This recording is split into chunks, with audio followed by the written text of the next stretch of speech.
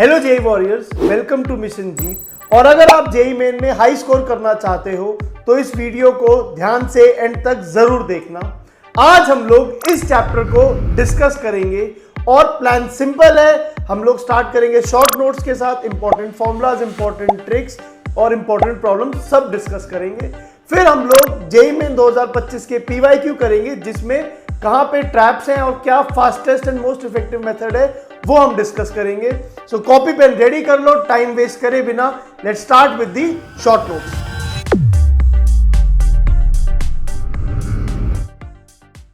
अब जो हमारा नेक्स्ट टॉपिक है that is motion in one dimension. बहुत बार काइनेमैटिक्स के अंदर इसको क्लासिफाई भी कर देते हैं हम लोग। And this is again a topic जब एक्चुअली फिजिक्स थोड़ी बहुत स्टार्ट हुई थी। वैसे भी मैं तो इस चैप्टर को मैथ्स ही मानता हूं। अगर आप इंडिया से बाहर किसी यूनिवर्सिटी में पढ़ रहे होगे तो मोशन इन 1D आपको मैथ्स में पढ़ाया जाएगा, क्योंकि मैथमेटिकल कॉन्स्ट्रक्ट्स होते हैं ज्यादातर। बट फिर भी कोई नहीं, हमारे यहाँ फिजिक्स में तो हमें तो क्या इस बात में क्या टेंशन लेनी है। तो अब इस मोशन इन वन डायमेंशन को अगर हम पढ़ते हैं तो कुछ कुछ रिजल्ट्स हैं जो हमें याद करने, कुछ कुछ चीजें हमें पता होनी चाहिए। सबसे पहली बात जो हम बचपन में पढ़ते आए हैं, अगर मैं इसके शॉर्ट नोट्स बनाने की कोशिश करूं तो ये वाली बात हमें पता होनी चाहिए। जो यूनिफॉर्मली एक्सेलरेटेड मोशन में हमारी इक्वेशंस ऑफ मोशन होती है वो v is equal to u plus ac, s is equal to ut plus half at square. I don't think I need to tell you कि इसमें कौन क्या है, पता होता है हम सब लोगों को। इनिशियल वेलोसिटी, फाइनल वेलोसिटी सब पता ही है हम लोगों को। एक रिजल्ट ये वाला है जो बहुत बार बच्चों को नहीं पता होता, s is equal to v t minus half at square. मतलब अगर वेलोसिटी दी है फाइनल वाली और एक्सेलरेशन पता है तो इन दैट केस आप displacement is equal to v t minus half at square भी लिख सकते हो, ठीक है। तो वरना आप क्या करते, वेलोसिटी दे रखी होती तो अब यहां से टाइम निकालते, इसमें डालते, या उस तरीके से कुछ करते हैं, मतलब यू निकालते हैं यहां से और फिर टाइम निकाल के डालते हैं, जो भी करते हैं। तो मतलब आप ऐसे कुछ फिगर आउट कर सकते हो कि वेलोसिटी और टाइम गिवन है तो ये रिजल्ट यूज कर सकते हो। v square is equal to u square plus 2s, again very popular result, you know all these result. उसके बाद जो दो रिजल्ट्स हैं जो मैंने देखा बच्चे जनरली स्किप कर देते हैं, वो ये है। पहला रिजल्ट है v एवरेज, जो होता है वो किसी भी पॉइंट तक आप निकाल रहे हो तो उस पॉइंट तक की velocity plus initial velocity divide by 2 बोल सकते हो। Seems a very obvious point, but हाँ ये यूनिफॉर्मली एक्सेलरेटेड मोशन में ही वैलिड है, नॉन यूनिफॉर्मली एक्सेलरेटेड मोशन में शायद ये वैलिड नहीं होगा। तो v प्लस यू बाई 2 हम v एवरेज बोल सकते हैं। और डिस्प्लेसमेंट को सीधे सीधे v एवरेज इंटू टाइम भी लिखा जा सकता है। तो एक डिस्प्लेसमेंट का एक और रिजल्ट यहां बन सकता है which is v plus you by 2 into T. और ये बहुत बार यूज होते हुए देखा है कि ट्रेन है, इनिशियली रेस से स्टार्ट किया, फाइनली 25 किलोमीटर पर आवर से चल रही है, 1.5 घंटे तक चली है, 1.5 घंटे में सॉरी 15 मिनट में ये सब हुआ है और कितना डिस्प्लेसमेंट है ये करना है, तो बस v plus you by 2 into T directly किया जा सकता है। ऐसे क्वेश्चंस कई बार आते हैं तो ये रिजल्ट काफी हैंडी होता है। उसके बाद एक और रिजल्ट जो काफी हैंडी होता है वो एस एन। एस एन क्या होता है? डिस्प्लेसमेंट इन nth सेकेंड, मतलब n-1 से n सेकेंड के बीच में। जैसे s2 में बोलूंगा तो ये t इक्वल टू 1 से t इक्वल टू 2 के बीच का डिस्प्लेसमेंट है, सेकेंड का डिस्प्लेसमेंट है। Is that okay? And that is u plus a by 2 into 2 times n-1। ये एक रिजल्ट है जो हमें पता होना चाहिए, एक दो बार हमने यूज करा होना चाहिए ताकि हम इसे एग्जाम में भी यूज कर लें। इसके अलावा मोशन अंडर ग्रेविटी भी हम लोग पढ़ते हैं, which is again uniformly accelerated motion, और इसमें भी कुछ रिजल्ट्स ऐसे हैं जो हमें याद रहने चाहिए। पहला रिजल्ट, अगर किसी हाइट से एक पार्टिकल को छोड़ दिया जाए तो वो कितनी देर में ग्राउंड को हिट करता है, उसका टाइम ऑफ डिसेंट कितना होता है? Under the root of 2h by g. ये बात हमें याद होनी चाहिए क्योंकि बहुत सारे क्वेश्चनों में ये बात डायरेक्टली लग जाती है, और अगर हमें नहीं पता होगी we will be wasting our time in that particular calculation which is useless। कि आप s is equal to ut plus half at square बोलोगे, a को g डालोगे, u को 0 डालोगे, s को h डालोगे और फिर उसमें रूट लोगे, मतलब that will take a lot of time which you can't afford to spend in that। Similarly velocity कितनी हो जाती है by the time it hits the ground? Under the root 2gh। Again v square is equal to u square plus 2s वाले result से आप इसे prove कर सकते हो। बट अगेन फिर से मुझे अगर किसी ने बोला कि मैं इसे प्रूव कर सकता हूं तो उसकी गर्दन काट दी जाएगी, क्योंकि ये करना याद रखना जरूरी है। एग्जाम में इसे प्रूव करने बैठोगे तो फिर क्या क्या प्रूव करते जाओगे, फिर न होने वाला तुम्हारा पेपर खत्म 3 घंटे में। एक काम करना, पेपर वालों से रिक्वेस्ट करना हमारा 6 घंटे चला लो, हमें डेरिवेट भी करेंगे, हम जेन्युइन बच्चे हैं, हम सब डेरिवेशन से निकालेंगे। नहीं हो पाएगा ना ये सब, तो समझ आ रही है बात आप लोग? आगे चलते हैं। दूसरा हो सकता है हम पार्टिकल को ऊपर की तरफ कुछ वेलोसिटी यू दे और पार्टिकल ऊपर जाए और फिर नीचे आके गिरे। तो इन दैट सिनेरियो अगर हम टाइम ऑफ फ्लाइट देखते हैं कि टाइम ऑफ फ्लाइट कितना होगा, तो हमें पता है कि 2u बाई जी हो जाएगा। मैक्सिमम हाइट कितनी जाएगा ये पार्टिकल, अगर हम वो निकालना चाहेंगे कि ये पार्टिकल मैक्सिमम हाइट कितनी जा रहा होगा, तो वो भी कितना हो जाएगा हमारा u²/2g। और कोई बोले कि ऊपर जाने का टाइम कितना होगा और नीचे आने का टाइम कितना होगा, तो उसको मैं दो तरीके से लिख सकता हूं, डिपेंडिंग अपॉन मुझे h गिवन है या मुझे u गिवन है। अगर u गिवन है तो मैं ऊपर जाने का टाइम और नीचे जाने का टाइम u/g लिख सकता हूं, और अगर मुझे h हाइट गिवन है तो मैं उसे सीधे सीधे ऊपर जाने का टाइम √2h/g है, नीचे आने का टाइम √2h/g है, जैसे मैंने ऊपर देखा वही अभी भी रहेगा। अगेन इस तरीके से आप इस रिजल्ट को याद रख सकते हो। It is important that you remember these results, and अगर एग्जाम में आप इनको बार बार करोगे प्रूफ तो फिर it is not going to work out. You will spend so much time in these results कि वो जो इंपॉर्टेंट क्वेश्चन है वो तो छूट ही जाएगा। जब हम लोग ये पढ़ लेते हैं कि यूनिफॉर्मली एक्सेलरेटेड मोशन की प्रॉब्लम्स को कैसे डील करना है, हमारे पास दूसरी तरीके की प्रॉब्लम जो आती है वो आती है ग्राफ वाली प्रॉब्लम। अब ग्राफ वाली जो प्रॉब्लम हमारे सामने होती है वो क्या होती है, हमारे पास हमें देखना होता है एटी वीटी एसटी का ग्राफ जनरली हमें देखना होता है, और अगर मैं इंपॉर्टेंट ग्राफ इसमें यूनिफॉर्म मोशन में अगर ये ग्राफ देखूंगा तो यूनिफॉर्म मोशन में हमें सबको ये समझ आ रही है बात कि जो एक्सेलरेशन है वो 0 होने वाला है, क्योंकि वेलोसिटी कांस्टेंट है, वेलोसिटी जो है वो कांस्टेंट होने वाली है। यूनिफॉर्म मोशन का ही मतलब ये है कि वेलोसिटी कांस्टेंट है ना। और जब वेलोसिटी कांस्टेंट होती है तो डिस्प्लेसमेंट स्पीड इनटू टाइम हो जाता है, तो वो हमें समझ आ जाता है वो कुछ इस तरीके का ग्राफ होने वाला है। बहुत सिंपल बात, तो दिमाग में ये बहुत ही क्लियर होना चाहिए, कभी ये डिस्प्लेसमेंट टाइम या पोजीशन टाइम का ग्राफ ऐसा नजर आ रहा है दैट मींस मोशन जो है यूनिफॉर्म मोशन है, ये बिल्कुल क्लियरली हमें समझ आना चाहिए। आगे चलते हैं। जब मैं यूनिफॉर्मली एक्सेलरेटेड मोशन की बात करता हूं, when I talk about uniformly accelerated motion, तो in that scenario acceleration versus time के ग्राफ में एक्सेलरेशन कांस्टेंट है, और जब एक्सेलरेशन कांस्टेंट है तो उसका ग्राफ कैसा आएगा, अगेन हॉरिजॉन्टल स्ट्रेट लाइन, इस तरीके का ग्राफ आएगा। इस बार जब वेलोसिटी वर्सेस टाइम का ग्राफ देखोगे तो v = u + at है, वो कैसा ग्राफ आएगा, वो एक इंक्लाइन स्ट्रेट लाइन आ जाएगा, कोई प्रॉब्लम नहीं है। और जब आप डिस्प्लेसमेंट वर्सेस टाइम का ग्राफ देखोगे तो s = ut + ½ at² है, which is a parabola. Now this parabola में ओपन अपवर्ड्स और इट में open downwards depending upon acceleration, क्योंकि कोएफिशिएंट ऑफ t² एक्सेलरेशन है, तो जब एक्सेलरेशन ग्रेटर देन 0 होगा तो इट विल ओपन अपवर्ड, और जब एक्सेलरेशन लेस देन 0 होगा तो इट विल ओपन डाउनवर्ड्स। ये बात अगेन हमें पता होनी चाहिए हमारे यूनिफॉर्मली एक्सेलरेटेड मोशन में 1D मोशन के ग्राफ्स के बारे में। Is it okay? बहुत अच्छी बात। कुछ जनरल नोट्स होते हैं हमारे पास ग्राफ के which helps us to figure out इंटरग्राफ मूव करने में हमारी मदद करते हैं। सबसे पहली चीज होती है, अगर डिस्प्लेसमेंट टाइम या फिर पोजीशन टाइम ग्राफ है, उसकी जो स्लोप होती है वो हमें क्या देती है, वेलोसिटी देती है उस इंस्टेंट पे। अगेन इसमें वेलोसिटी में बहुत बार ये हो सकता है कि अगर आप उस किसी पॉइंट पे स्लोप ऑफ टेंजेंट निकालें तो वो आपको इंस्टेंटेनियस वेलोसिटी देती है, और अगर आप कोई दो पॉइंट के बीच में स्लोप ऑफ कॉर्ड निकालें तो वो आपको एवरेज वेलोसिटी देती है उन दोनों टाइम इंस्टेंट के बीच में। ये एक छोटी सी बात हो सकती है आपके दिमाग में। सिमिलरली एग्जैक्टली सेम बात आती है कि जब हम डिस्प्लेसमेंट टाइम का जो वेलोसिटी से रिलेशन है, वेलोसिटी टाइम का एक्सेलरेशन से रिलेशन है, विच मींस जब स्लोप ऑफ वीटी की बात करेंगे तो वो हमें मिलता है एक्सेलरेशन। सिंपल सी बात है, ठीक है। अगेन टेंजेंट इंस्टेंटेनियस एक्सेलरेशन देगा, कॉर्ड की स्लोप एवरेज एक्सेलरेशन देगी। अब हम बात करते हैं area under VT graph. Area under VT graph देखेंगे तो क्या होगा, वो हमें डिस्प्लेसमेंट देगा।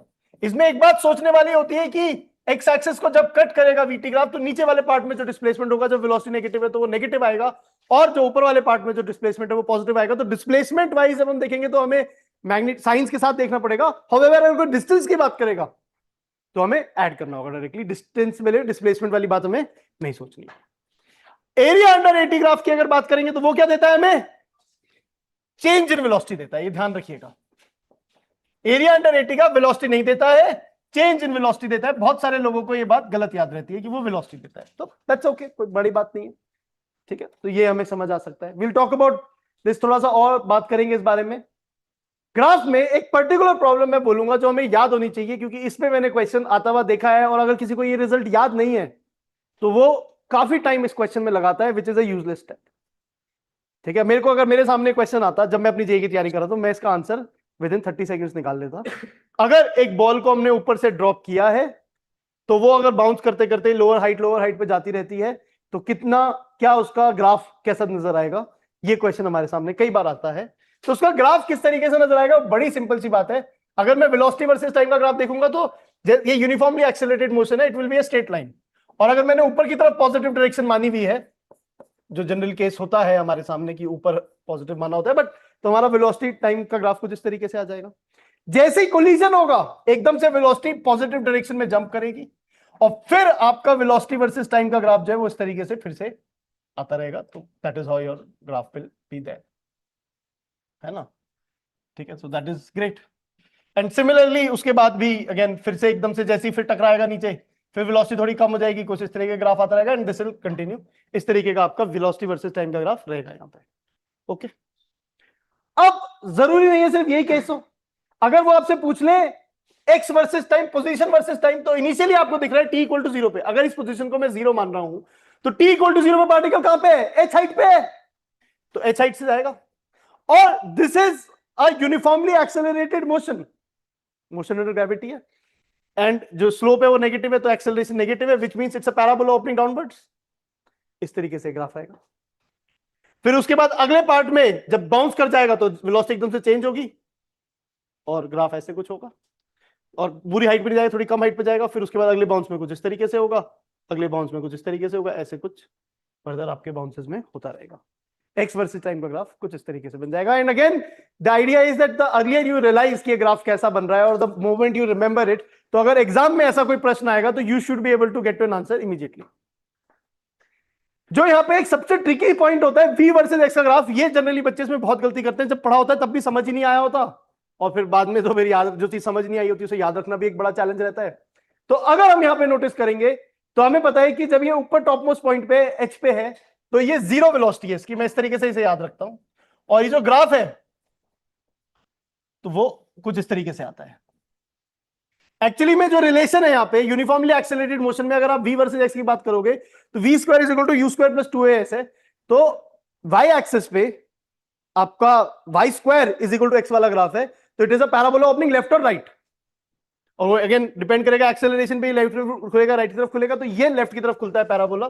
तो जब ये बिल्कुल 0 पोजीशन पे आ जाओगे तो जो वेलोसिटी है वो कुछ जो भी √2gh है जो भी हो गई है, नेगेटिव पॉजिटिव जैसे भी आप देखोगे, फिर एकदम से वेलोसिटी चेंज होती है और फिर ये ग्राफ ऐसे बनता है। इसमें कुछ इस तरीके का एरो बन जाता है, वो आपको समझ नहीं आता है काहे का एरो है, ये एक्चुअली टाइम जैसे जैसे पास हो रहा है तो मोशन कैसे हो रहा है, एच पे था फिर 0x पे आया, फिर एकदम से उस 0x पे वेलोसिटी की डायरेक्शन चेंज हो गई, फिर ऐसे घूम के वेलोसिटी का ग्राफ आया और फिर इस तरीके से ये ग्राफ आया, तो ये कुछ इस तरीके से ग्राफ बन जाता है। बड़ा ही ब्यूटीफुल सा ग्राफ होता है, and that is why examiner जब पूछता है तो लगता है हाँ मैंने कुछ पूछा है, उसको नहीं पता कि बच्चे ऑलरेडी रट के बैठे हैं ऐसे, ठीक है। But that is the situation. आगे चलते हैं कि ग्राफ के बारे में हम बात कर रहे थे। जो अगला पार्ट है इन 1D मोशन जो मैं चाहता हूं आपको पता हो, वो है नॉन यूनिफॉर्म मोशन वाला पार्ट, जहां पे आपका दिमाग खराब होना चालू हुआ था क्योंकि डिफरेंशिएशन इंटीग्रेशन नाम की चीजें आनी चालू हो गई थी। मजा आया था ना इस पर्टिकुलर पार्ट पे, ठीक है। तो वेलोसिटी की जब हम बात करते हैं तो वेलोसिटी को हम लोग बोल देते हैं इंस्टेंटेनियस वेलोसिटी को dx by dt, which is differentiation of x with respect to time। अब आपको ये बात ऑब्वियस लगती है क्योंकि आपने मैथ्स में भी डिफरेंशिएशन पढ़ लिया, बहुत कुछ कर लिया, बट हाँ तब this was not that great. Instantaneous acceleration की बात करते हैं तो वो हो जाता है dv by dt, rate of change of velocity which is dv by dt। Similarly non uniform motion में, normally uniform motion, non uniform motion का मतलब यह है कि एक्सेलरेशन भी जरूरी नहीं है कांस्टेंट हो, क्योंकि एक्सेलरेशन कांस्टेंट है तो आपको पता है v is equal to u plus at है, बट अब एक्सेलरेशन कांस्टेंट नहीं है तो v को आप लिखोगे इंटीग्रल a dt। अब एक्चुअली में अब लिमिट्स होंगी, उधर dv होगा, उसकी लिमिट्स होंगी, इधर a की लिमिट्स होंगी, अगर लिमिट वाले से कर रहे हो, नहीं तो कांस्टेंट ऑफ इंटीग्रेशन इंट्रोड्यूस करके कर रहे हो तो कर सकते हो, whatever, that is still fine, so कोई पंगा नहीं है। सिमिलरली पोजीशन की बात करेंगे तो वो होगा इंटीग्रल v dt। तो बहुत बार ये मैं बात अभी करूंगा और आगे, बट अगर x से वेलोसिटी निकालना है तो x को डिफरेंशिएट कर लोगे तो वेलोसिटी आ जाएगा, वेलोसिटी को डिफरेंशिएट कर लोगे तो एक्सेलरेशन आ जाएगा, एक्सेलरेशन को इंटीग्रेट कर लोगे तो वेलोसिटी आएगा, और वेलोसिटी को इंटीग्रेट करोगे तो डिस्प्लेसमेंट या पोजीशन आ जाएगा। इस तरीके से आपके दिमाग में एक क्लियर पिक्चर बननी चाहिए, तभी आप किसी क्वेश्चन में से अप्लाई कर पाओगे, वरना आप घूम ही जाओगे करना क्या है। इस पिक्चर को बनाने के लिए हम एक पूरा डायग्राम सा बनाएंगे अभी थोड़ी देर में, but we look at it then when we come to that. किसी क्वेश्चन के अंदर डिस्टेंस निकालना है आपको, जैसे नॉन यूनिफॉर्म मोशन वाली स्पेशली, उसमें हम लोग क्या करते हैं, हम उसमें लिख लेते हैं डिस्टेंस को मॉड v dt का इंटीग्रेशन। अब अगेन आप कहोगे मॉड वी dt क्या बकवास हो रही है। अब आपने मॉड के बारे में मैथ्स में पढ़ा हुआ है, ऐसे फंक्शंस को इंटीग्रेट किया हुआ है कि अलग अलग टाइम इंटरवल में क्या मैग्नीट्यूड ऑफ वेलोसिटी होने वाला है, या mod of F of x dt को इंटीग्रेट dx को इंटीग्रेट कर रखा है आपने, तो उस तरीके से आप इसे फिगर आउट कर लोगे। सिमिलरली कुछ क्वेश्चन सिंपल ही होते हैं जिसमें क्या कहते हैं, आप डिस्टेंस ऐसे ये मॉड वी dt नहीं करना चाहते तो उसमें आप निकालते हैं टर्निंग पॉइंट, कि किस पॉइंट पे टर्न हुआ पार्टिकल, और वहां से वहां तक का डिस्टेंस पता कर लेते हैं, और फिर टर्न होने के बाद अगले टर्न से पहले तक का डिस्टेंस पता कर लेते हैं, और इन सब डिस्टेंसेस को इंडिविजुअली ऐड कर लेते हैं। आई होप आपको याद आ रही होंगी ऐसी बातें जब आपने अपने लेक्चर्स पढ़े थे। तब टर्निंग पॉइंट कहां होता है, बस ये ध्यान रखना है, जब वेलोसिटी जीरो होती है। टर्निंग पॉइंट कहां होता है, जब वेलोसिटी पार्टिकल की जीरो होती है। आई होप आपको समझ आ रही है बात। अब यही जो मैं बोल रहा था कि ये पूरा मैप आउट करना है कि कौन से फंक्शन से कैसे जाएंगे, तो जो हमारे पास इक्वेशन ऑफ मोशन होती है 6 हो सकती है जनरली, होते एक दो और सकती है, बट 6 ही मैंने देखा है, 6 से ज्यादा रिलेशंस नहीं हम देखते। Position versus time, velocity versus time, acceleration versus time, ये बड़े ऑब्वियस है, एक्सटी वीटी एटी। 3 और पॉसिबिलिटीज बनती है हमारे पास, v x velocity at any x, acceleration at any x and acceleration at any velocity. Now हमारे को जो कैपेबिलिटी गेन करनी है वो ये है कि हमें कोई भी एक दिया हो, वहां से हम रिमेनिंग चीजें निकाल सकें, क्योंकि एग्जाम में जनरल आइडिया यहां पे यही आता है, जब एक वेरिएबल काइनेमेटिक्स में नॉन यूनिफॉर्म मोशन वाले जो प्रॉब्लम्स होते हैं कि एक पर्टिकुलर चीज वेरी करती हुई दे देते हैं और कोई दूसरी चीज निकालनी होती है। अब रैंडम थॉट की जगह अगर एक स्ट्रक्चर्ड थॉट आप इस्तेमाल करोगे तो आप बहुत अच्छे से कर पाओगे। क्या थॉट है, एक्स एट एनी टाइम से अगर वेलोसिटी निकालना है तो आप सीधे सीधे एक्स को डिफरेंशिएट कर सकते हो और आपका वेलोसिटी आ जाएगा। वेलोसिटी से अगर एक्स निकालना है तो वेलोसिटी को सीधे सीधे इंटीग्रेट कर सकते हो, आपके पास एक्स आ जाएगा। लिमिट्स के बारे में सोचना होगा वो आप सोच लोगे, आप कितना मैच्योर हो गए हो आप होपफुली। वेलोसिटी से एक्सेलरेशन निकालते हैं अगर हम लोग तो कोई पंगा नहीं है, सीधे सीधे वेलोसिटी को डिफरेंशिएट कर लेंगे तो एक्सेलरेशन आ जाएगा। और एक्सेलरेशन से वेलोसिटी निकालते समय सिंपली आप क्या करोगे कि एक्सेलरेशन को इंटीग्रेट कर लोगे तो वेलोसिटी आ जाएगी। अगेन लिमिट्स का ध्यान रखना होगा, कोई बात। तो एक्सटी वीटी एटी के आपस में मूव करना जनरली काफी आसान हो जाता है, बिकॉज बच्चों को इस बात की आदत लग जाती है, क्योंकि मोस्टली यही क्वेश्चंस होते हैं। प्रॉब्लम कहां आती है, जब हमारे को कुछ इस तरीके से गिवन है कि v एट एनी एक्स हमें गिवन है, तो फिर प्रॉब्लम आती है हमारे को। तो क्या प्रॉब्लम आती है, उसको सॉल्व कैसे करेंगे। तो अगर v eight any x given है तो आप वेलोसिटी को dx बाई dt लिखते हो, और वो बेसिकली कोई x का फंक्शन है। मैं बचपन में लिखता था, तुम्हें बड़ा दुख होता। और फिर आप क्या करते हो, इस x के फंक्शन को इधर लेके आते हो, dt को इधर लेके जाते हो, तो x और टाइम का रिलेशन निकल आता है और we get x to t। तो ये बात दिमाग में इमेजिन वेरी क्लियरली होनी चाहिए कि वेलोसिटी एट एनी एक्स दे रखा है, तो मैं इससे अब आगे क्या कर सकता हूं। ठीक है, मैं इससे सिंपली ये कर सकता हूं कि वेलोसिटी को dx बाई dt डालूंगा और f ऑफ x को नीचे लेके जाऊंगा, जो x का फंक्शन है, इसको ये dt ऊपर चला जाएगा और दोनों साइड फिर इंटीग्रेट हो जाएंगे, क्योंकि इस साइड पे x की वेरिएबल्स होंगे, उस साइड पे t के वेरिएबल्स होंगे। एक हम बाद में बोलते थे वेरिएबल सेपरेबल फॉर्म, अब उसका नाम वैसे बोलते, तब बोलते थे same variable on same side करने वाली बात बोलते थे। बड़ी ऑब्वियस सी बात है। ग्रेट, ये हो गया। अब एक्सेलरेशन एट एनी एक्स दे रखा हो हमें, तो फिर क्या करेंगे हम लोग।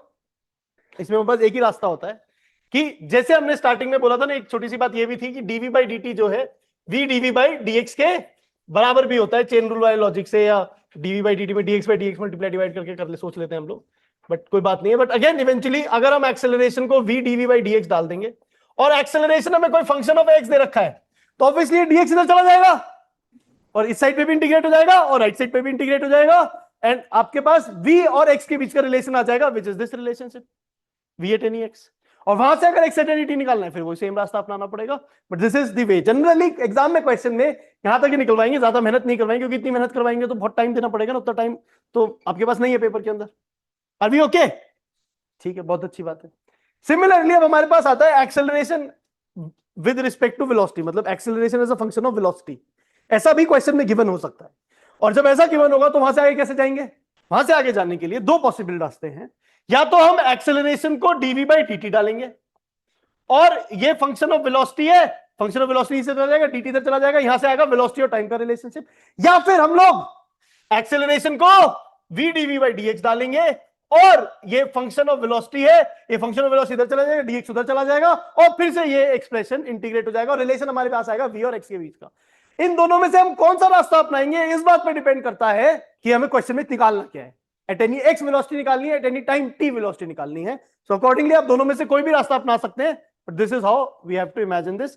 तो ये ग्राफ को इस तरीके से इमेजिन करना है। इस पूरे डायग्राम को आप खुद से ड्रॉ करोगे एक बार तो काफी ज्यादा क्लैरिटी मिलेगी और काफी कॉन्फिडेंस आएगा कि कभी भी किसी भी वेरिएबल की तरफ से एग्जाम पे क्वेश्चन आएंगे तो मैनेज कर लेंगे। 1D मोशन के अंदर जो नेक्स्ट टॉपिक मेरे सामने आता है वो है relative velocity of a particle with respect to other particle. इसका फॉर्मूला बड़ा सिंपल है, VA माइनस VB।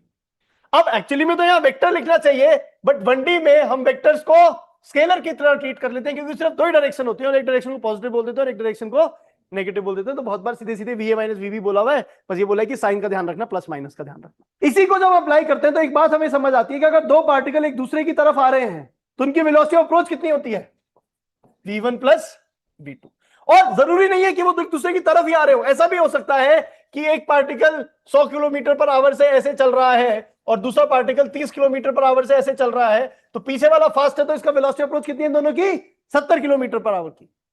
ये समझ आना चाहिए आप लोगों को। 100 माइनस 30 करेंगे आप वहां पे, और टाइम ऑफ कोलिजन जो यहां पे निकाला जाएगा वो आ जाएगा डिस्टेंस जो है उनके बीच में initially divided by V approach. अगर ये वाला केस है तो सीधे सीधे D upon V1 plus V2 हमारे पास आ जाएगा। ये वाला केस होता तो D अपॉन 70 आ जाता। तो ऐसी प्रॉब्लम्स करने में हमें बड़ी आसानी मिलती है। सिमिलरली ऐसे एक वेलोसिटी ऑफ सेपरेशन भी होता है, बहुत बार यूज नहीं होता वेलोसिटी सेपरेशन। मैंने नोटिस किया है कि क्वेश्चंस में ज्यादा यूज नहीं होता है, बस वो कोलिजन वाले टाइम पे V separation is equal to V approach में आता है। बट यहां पे सिंपल सी बात है, V2 और V1 अगर ऐसे एक दूसरे से अवे जा रहे हैं तो वेलोसिटी ऑफ सेपरेशन जो यहां पे हो जाएगा V1 प्लस V2 हो जाएगा।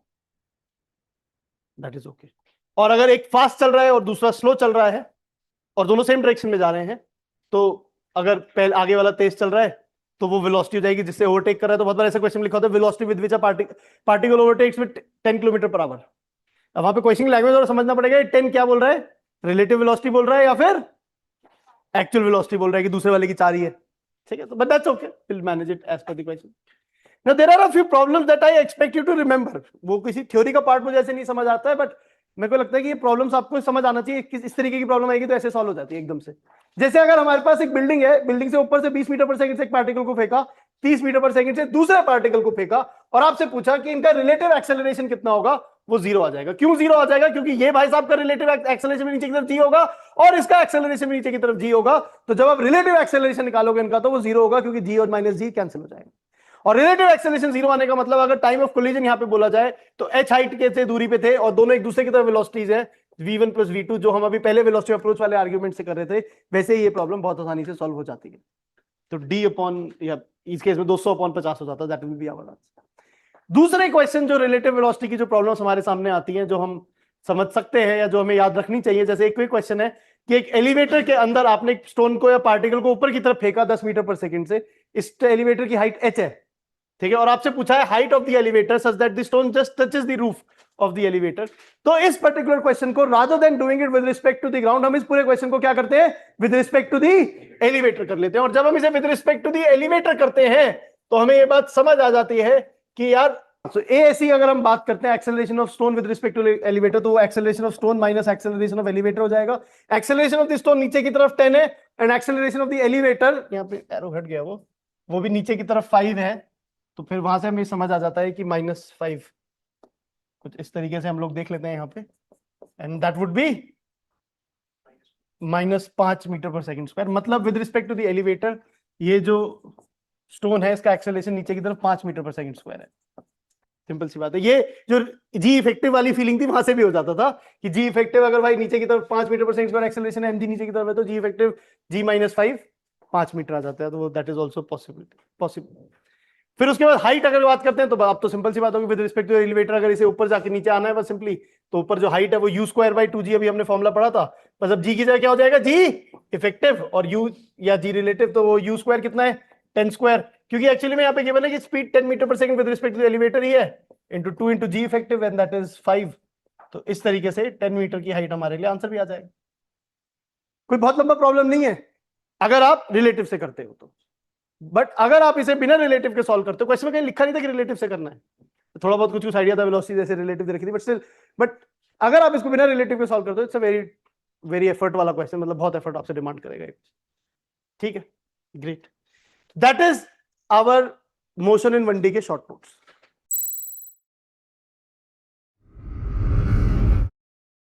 जेईई मेन 2025 में जो क्वेश्चन आए हैं उनको डिस्कस करने वाले हैं, और टोटल नंबर ऑफ क्वेश्चन जो आए हैं वो 10 क्वेश्चन आए हैं अक्रॉस 19 शिफ्ट। तो on an average her shift में 0.5 क्वेश्चन का एवरेज है, तो आपकी एक शिफ्ट में एक आध क्वेश्चन आ सकता है। Again you can understand it कि यार आपको समझ आना चाहिए कि क्वेश्चन हम कैसे सॉल्व कर रहे हैं। सारे क्वेश्चन में डाल दिए जितने क्वेश्चन आए हैं, एक आध कुछ होंगे typical question, but largely most of them are pretty much solvable. कैसे सॉल्व होंगे? आप लोगों ने करे काइनेमेटिक क्वेश्चन, आप लोगों से नहीं होंगे सारे के सारे, या आपको लगा आपसे हो गए तो बहुत अच्छी बात है, फिर तो आप जेई फोड़ने वाले हो। बट देख लेते हैं, फिगर आउट करते हैं कि हुए नहीं हुए। सबसे पहला क्वेश्चन की बात करते हैं जनवरी वाली शिफ्ट के। Motion of an airplane is represented by velocity time graph as shown below. Distance covered by the airplane is first 30.5 second is इतना किलोमीटर। अब ये बात आपको समझ आनी चाहिए कि डिस्प्लेसमेंट जो होता है वो एरिया अंडर वीटी ग्राफ होता है। इसमें मतलब कोई ज्यादा बड़ी बात नहीं है, हमने पहले भी शॉर्ट नोट्स में बताई और इन जनरल आपको पता भी हो। अब एरिया अंडर वीटी ग्राफ तो 30.5 तक का ग्राफ यहां पे कहीं आने वाला है, ये वाला एरिया आपको निकालना है। अब इस एरिया को निकालने के लिए दिस शेप इज पेंटागन, या अजीब सी शेप है, तो हम इसे दो पार्ट में ब्रेक कर लेंगे, ये वाला पार्ट और ये वाला पार्ट। ये तो रेक्टेंगल है, ये तो बड़ा सिंपल है। इसका एरिया देखेंगे तो 400 इंटू में 28.5 हो जाएगा, प्लस में ये वाला एरिया अगर हम लोग देखेंगे तो ये हो जाएगा sum of parallel sides half, पता ही होगा ट्रेपीजियम का area half into sum of parallel 200 और 400 600 इंटू में हाइट विच इज 2, तो 600 प्लस इतना। अब 28.5 इंटू 400 कैसे करोगे आप? दिमाग में करता हूं मैं कैसे करता हूं। 28.5 को डबल करता हूं पहले, 56 57 हो जाता है, उसको डबल करता हूं 114 हो जाता है, तो 4 से मल्टीप्लाई कर लिया, तो मुझे ये समझ आता है ये एक 400 ऐसे कुछ हो जाएगा, और ये 600 आ रहा है विच इज 12,000 मीटर। तब मैं ऑप्शन में ढूंढने जाता हूं, मुझे 12,000 मीटर नहीं मिलता। हाउएवर ऑप्शन में अगर 12,000 होता, आप में से काफी सारे बच्चे मार्क कर लेते बिना ये देखे कि क्वेश्चन में किलोमीटर में निकालना है आंसर। आप सिर्फ ये सुनते हैं distance covered by the airplane 30.5 second, that's it. आप क्योंकि you want to run as fast as possible. अगर आप ऐसी गलती कर रहे हो, कुछ लोग करते हैं, कुछ लोग का बाय डिफॉल्ट तरीका होता है कि वो बहुत केयरफुल रहते हैं पेपरों में, जो गलती करते हैं, जैसे मैं गलती करता था, ये वाली बहुत बार करता था, तो मैंने एक रूल बना लिया था कि मैं आंसर मार्क करने से पहले final line of answer, question की जो फाइनल लाइन होती है फाइंड वाली, वो मैं पढ़ता था हमेशा कि फाइंड एक्चुअली क्या करना है। क्योंकि मेरा ये बड़ा कॉमन स्टेप थी, मुझे रियलाइज हो गया था ये गलती मैं कर रहा हूं रेगुलरली जीवन में, कि मैं आखिरी लाइन नहीं पढ़ता था, और मेरे को जो आंसर आता था मैं आंसर आ गया और ऑप्शन पहला मैच करा, अब क्या सोच रहा, अब तो आंसर मार्क करो, भागो यहाँ से, क्योंकि टाइम कम होता है ना, we are in hurry which is natural. But मैंने ये रूल बनाया कि यार, और इसको रूल को एग्जाम में देने वाले दिन प्रैक्टिस करोगे तो गड़बड़ हो जाएगी, आपको इसे प्रैक्टिस करना पड़ेगा रेगुलरली, जो प्रैक्टिस टेस्ट चल रहे हैं। एग्जाम वाले दिन फिर यही सोचोगे क्या, ये सब तो सबकॉन्शियस होता है एग्जाम में, जो भी इवेंट्स ऐसे हो रहे हैं, जो भी ये थॉट प्रोसेस चल रहा है। अब आ जाते हैं प्रॉब्लम नंबर 2 पे, सेम प्रॉब्लम भाई साहब। Velocity time graph on object moving along a straight line is shown in the figure, what is the distance covered by the object when t = 0 and t = 4 seconds. बहुत अच्छी बात है। Area की अगर हम लोग बात करेंगे तो अब वो बात है, ये एक्चुअली डायग्राम ऐसे बना रखा है, कुछ लोग ऐसे यहां तक का एरिया निकालने की कोशिश कर सकते हैं, हाउएवर ऑप्शन मैच नहीं करेगा तो बच जाओगे, बट आपको ये एरिया निकालना है which is a trapezium, and that is simply half sum of parallel side 4 + 2 6 into height 10 which is 30 metre. ये हमारे पास जवाब आ गया, एंड 30 मीटर एक ऑप्शन भी है। इसमें कुछ भी नहीं है यार, ये पेपर में क्वेश्चन तुमसे क्यों नहीं हो रहा, तुम्हें ऐसा क्यों लग रहा है कि तुमसे पेपर में क्वेश्चन नहीं होगा? गारंटीड 2 मार्क है, 50% प्रोबेबिलिटी है ना आने की, इसलिए तो बोला मैंने, ठीक है। तो अगेन अगर हम ये समझ रहे हैं बात को तो समझो। अगला क्वेश्चन, ये क्वेश्चन थोड़ा सा मैं बोलूंगा कि टिपिकल है, अब आपकी शिफ्ट में आ सकता है क्वेश्चन। देखिए अब हम समझने की कोशिश करते हैं कि हम कैसे कर सकते हैं कि पेपर में हो जाए। 2 cars P and Q are moving on a road in the same direction, बहुत अच्छी बात है।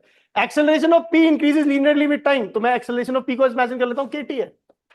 Acceleration of Q is constant which is A, ऐसे कुछ A मान लेता हूं उसका एक्सेलरेशन को। Both cars cross each other at time t = 0 for the first time, t = 0 पे दोनों सेम लोकेशन पे हैं। Find the maximum number of crossing including the crossing at t = 0।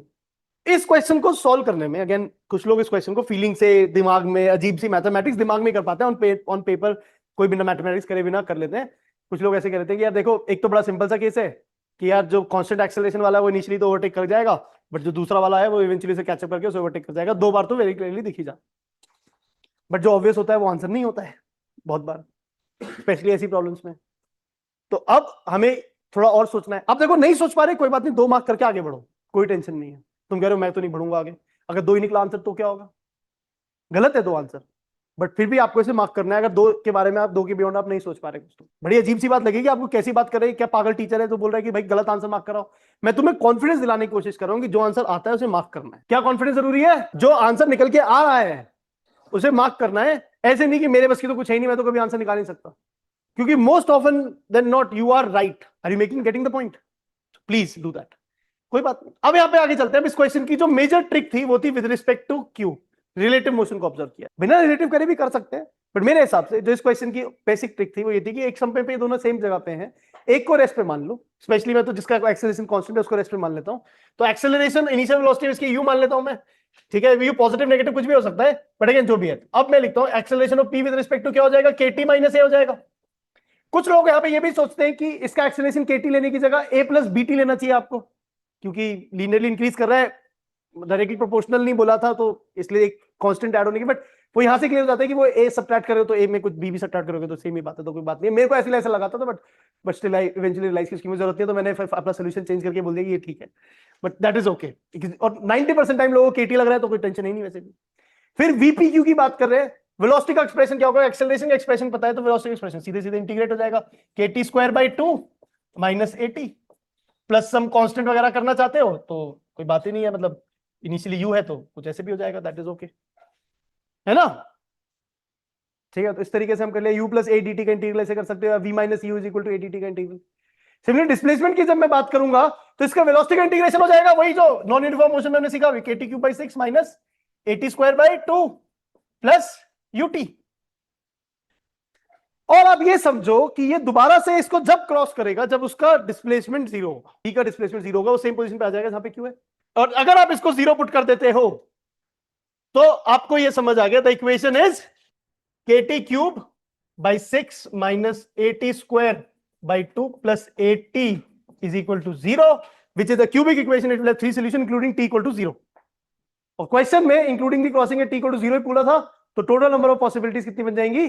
3। Cubic में मैक्सिमम पॉसिबिलिटीज। ऐसा हो सकता है एक भी बार दोबारा क्रॉस ना करें, बट जो मैक्सिमम नंबर ऑफ पॉसिबिलिटी बन जाएंगी वो 3 हो जाएंगी। मिनिमम नंबर ऑफ पॉसिबिलिटी 0 है, सॉरी 1 है, एक बार तो क्रॉस कर ही गए थे 0 पे, ठीक है। क्यूबिक इक्वेशन का एक तो रियल रूट होता ही है पक्का से। तो ये क्वेश्चन का बेस्ट तरीका था इस क्वेश्चन को सॉल्व करने का। बट अगेन आपको लग रहा होगा कि यार भैया तो हाँ सिंपल से हो जाएगा क्वेश्चन सॉल्व, लग रहा है नहीं होगा यार। भाई ये तरीका मैंने 5 से 10 मिनट सॉल्व करके फाइनली उसकी जो इंपॉर्टेंट जो क्रिटिकल स्टेप्स है वो लिख दिए। बट एग्जाम में दिमाग ऐसे थोड़ा काम करता है कि पहला स्टेप, दूसरा स्टेप, तीसरा स्टेप, चौथा स्टेप। एग्जाम में तो दिमाग रैंडम जगहों पे जा रहा होता है टू गेट द आंसर। ये क्वेश्चन मेरे को ऐसा लगता है एग्जाम में हो गया तो तुक्के वाली बात ही है, तुक्के से ही सॉल्व हो रहा है। एक्चुअल लॉजिक से इसके एग्जाम टाइम के अंदर, क्योंकि आपके पास 2 या 3 मिनट ही तो है क्वेश्चन को सॉल्व करने के लिए, 2-3 मिनट में इसके आंसर को एक्जैक्टली इस तरीके से रियलाइज करना मुश्किल हो सकता है, स्पेशली अगर हमने पहले इसका कुछ इस तरीके का नहीं किया हो तो। अगला प्रश्न हमारे पास है ब्लॉक ऑफ 2 kg। अप्रैल वाली शिफ्ट में 7 क्वेश्चन आए थे। A body of mass 2 kg moving with initial velocity enters into a constant force of 6 Newton. Enters a constant force field. ये फील्ड सुन के दिमाग खराब वाला होगा आधों का।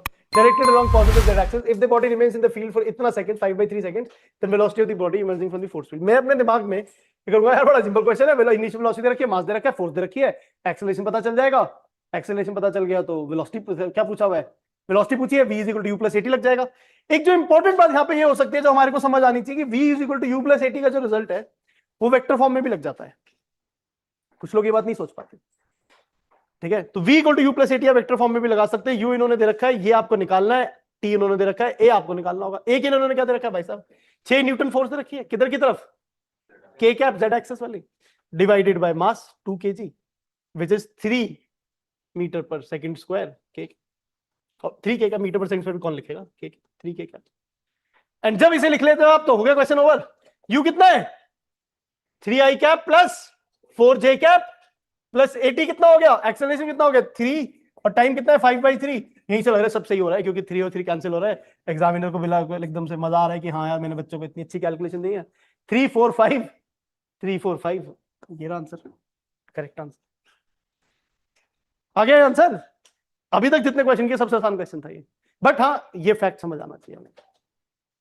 Is that okay? ठीक, आगे चलेंगे। अब हो सकता है कि आप लोगों को फैक्ट ना पता हो, कुछ लोगों को फैक्ट बहुत ऑब्वियस लग रहा है, उनको शॉर्ट नोट्स में डालने की जरूरत नहीं है।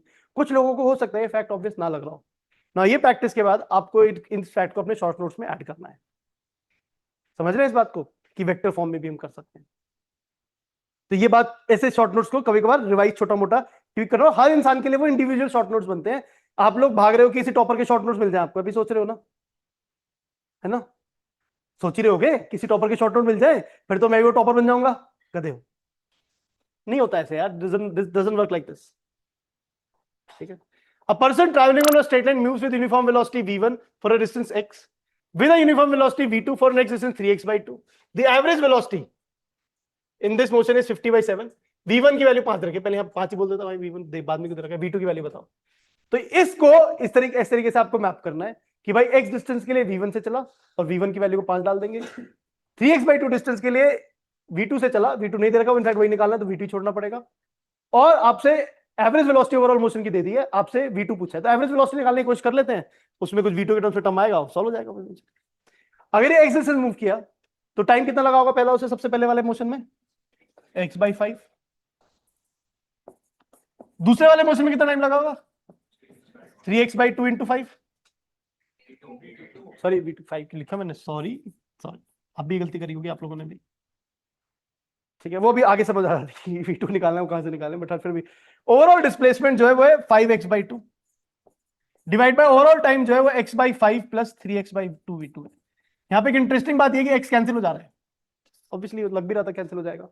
इसकी वैल्यू 50/7 दे रखी है, अब इसे सॉल्व करना है। अब आधे लोग यहाँ तक भी पहुंच गए, यहाँ तक इसकी शक्ल देख रहे हैं, अब सॉल्व कैसे करें, प्लानिंग चल रही है इसकी सॉल्विंग की, भाई प्लानिंग करेंगे तो आएगा। अरे रेसिप्रोकल ले लो मेरे गधों, 5 और ये 10 हो जाएगा, 20/7 हो गया। उल्टा लोगे रेसिप्रोकल तो 7/20 जो है वो x/5 प्लस 3 सॉरी x तो कैंसिल हो गया, तो 1/5 प्लस 3/2 v2 हो गया।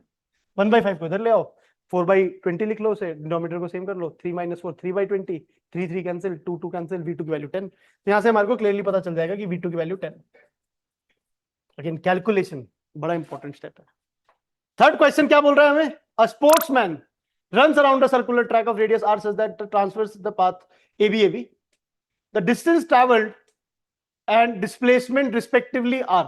the question seems bada obvious, other than there is a typo in this question, there seems to be a typing mistake in this question। AB तो अजीब सा बात लग रहा है ना, AB थोड़ा अजीब सा लग रहा है, तो बहुत सारे लोग इसे AB मान लेते। AB में जाने में जो डिस्टेंस होगा वो πr हो जाएगा और डिस्प्लेसमेंट हो जाएगा 2r।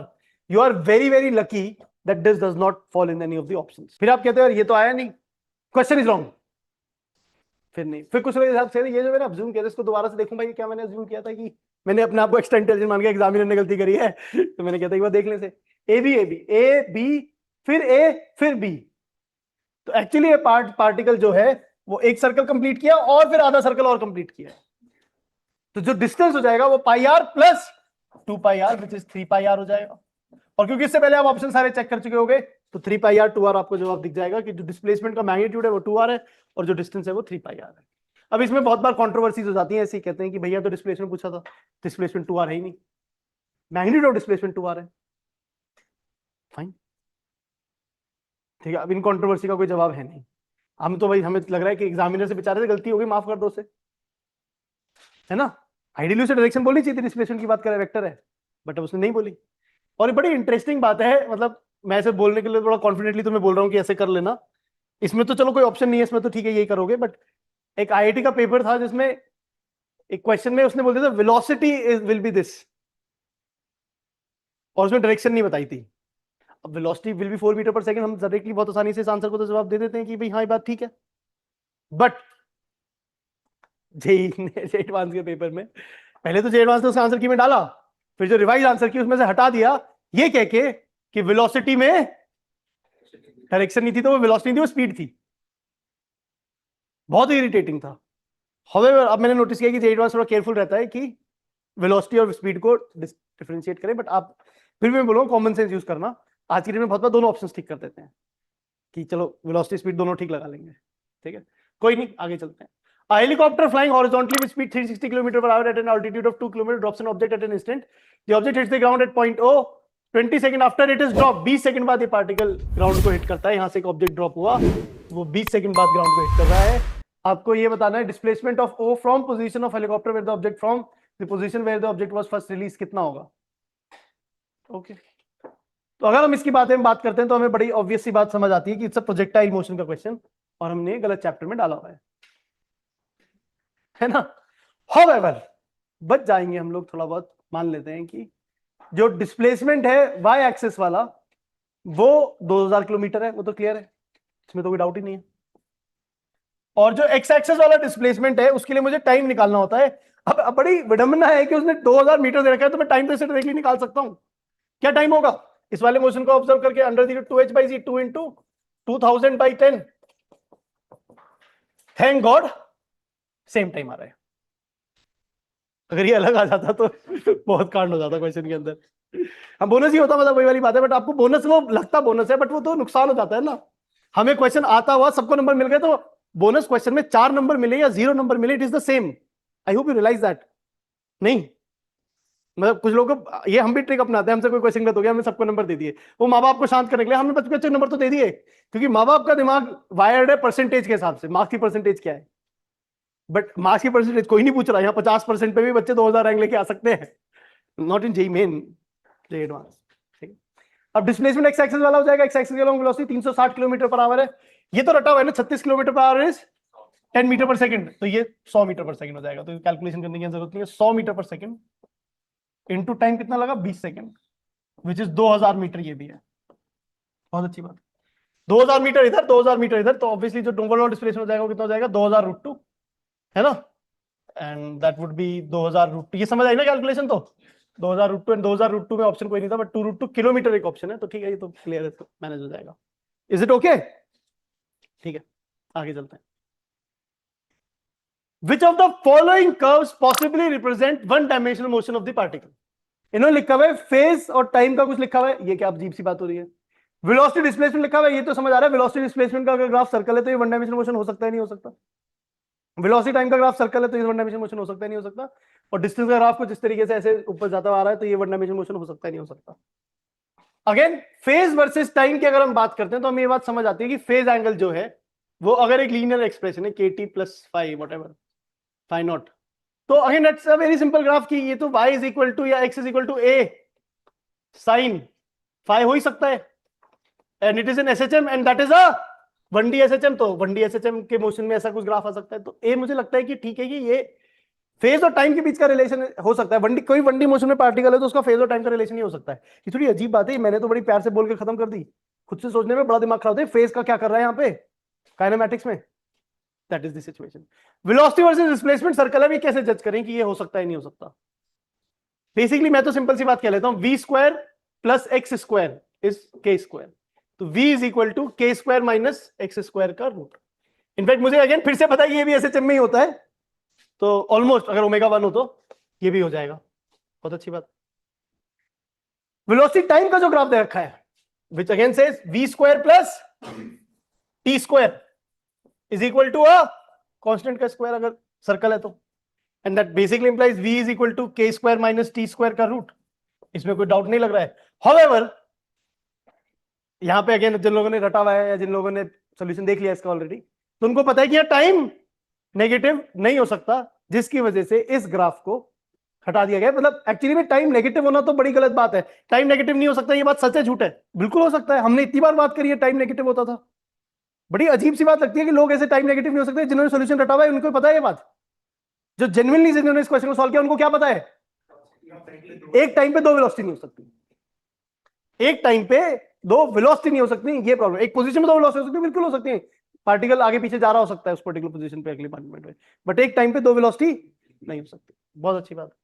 अगर डिस्टेंस वर्सेस टाइम की बात करते हैं ये ग्राफ तो चल रहा है तो हो ही सकता है, तो ये वाला ग्राफ नहीं हो सकता। क्यों नहीं हो सकता इस बात को समझिएगा, और अगेन यहां पे भी देखिएगा तो हमें ये समझ आ जाता है ए सी और डी तीनों पॉसिबिलिटीज हैं, तो इस पर्टिकुलर क्वेश्चन का ये वाला आंसर है। अगेन मुझे लगता है अगर आपके एग्जाम में क्वेश्चन आएगा तो अगर तुक्का मार के कर दिया कि टाइम नेगेटिव नहीं हो सकता, अगर पता चल कि ये बात समाव मान ली या फिर कुछ और किया तो मतलब वो तो गलती है। बस ये है कि ए वाले से पंगा नहीं कि ए सब ऑप्शन में है, जो ए सी डी गलत बोल दिया मैंने, ए बी डी गलत, सॉरी आंसर हटा हुआ है तुम लोगों ने मैंने भी मुझे लगा हटा हुआ था, बट ठीक है आगे चलते हैं। जो छठा क्वेश्चन हमारे पास जो 9वां क्वेश्चन है टोटल सब क्वेश्चन मिला के जो पेपर में आया हुआ है, ये वाला जो क्वेश्चन आया हुआ है, again this might be a little typical question. अभी कह रहे एक क्वेश्चन था ना पे ग्राफ वाले क्वेश्चन में वो एरिया निकालने से पूरे 4 नंबर मिल जाते थे। एक क्वेश्चन में अजीब सा ग्राफ दे रखा है, इसमें पता नहीं क्या क्या निकालना पड़ेगा और उसके बाद 4 नंबर मिलते हैं। मतलब बड़ा ही वैल्यू 4 नंबरों की, मतलब हर क्वेश्चन में अलग अलग है कि भाई इस क्वेश्चन में 4 नंबर गेन करने के लिए बहुत मेहनत करनी पड़ रही है, which is like that only, ऐसे ही होता है। बट हाँ, अब जब यहाँ पे हम देखेंगे तो ये ग्राफ किसका है, तो मोस्टली लोग तो ग्राफ तो देखते हैं वेलोसिटी वर्सेस टाइम का ग्राफ है, डिस्प्लेसमेंट वर्सेस टाइम। मोस्टली लोग लिखते हैं वेलोसिटी वर्सेस टाइम ही आता है ग्राफ में, तो और तो ग्राफ कोई आता ही नहीं है, तो वो लगता है। बट हाँ, ये डिस्प्लेसमेंट वर्सेस टाइम का ग्राफ है। Average velocity during 0 to 3 second की अगर बात करें, 10 मीटर पर सेकंड है, तो 0 से 3 सेकंड के बीच में एवरेज वेलोसिटी की अगर बात करोगे तो एवरेज वेलोसिटी जो होती है वो होती है displacement upon time interval. 3 second पे पार्टिकल का डिस्प्लेसमेंट है 5/3 आपका एवरेज वेलोसिटी हो जाएगी। एवरेज स्पीड कोई बोलता तो मे बी आप 15/3 कर लेते, नहीं सॉरी, ये एरिया निकालते और ये एरिया निकालते, सॉरी एरिया क्यों निकालते हैं यार, ये 5 है, 5 + 5 10 और 5 15, तो टोटल डिस्टेंस 15 हो जाता, डिवाइड बाई 3 5 हो जाता, वो भी गलत जाता। बट एवरेज वेलोसिटी 5/3 है और ये ऑप्शन गलत है। अरे चल जा।